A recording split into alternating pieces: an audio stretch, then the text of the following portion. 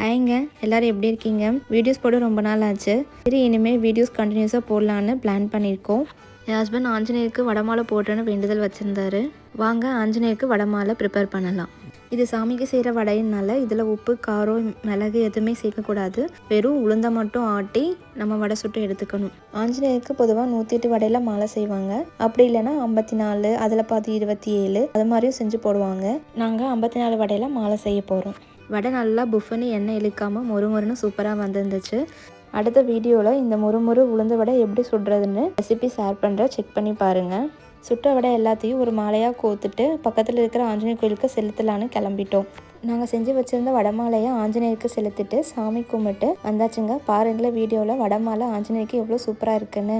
அப்புறம் வீட்டுக்கு வந்துட்டு மீதி இருந்த வடை மாவில் வடைக்கு தேவையான எல்லா பொருளையும் சேர்த்து வடை சுட்டு நாங்களும் சாப்பிட்டு முடிச்சிட்டோங்க. நெக்ஸ்ட் வீடியோவில் இதோட ரெசிபி கண்டிப்பாக ஷேர் பண்ணுறேன், செக் பண்ணி பாருங்கள். சரிங்க, அடுத்த வீடியோ பார்க்கலாம். பாய்.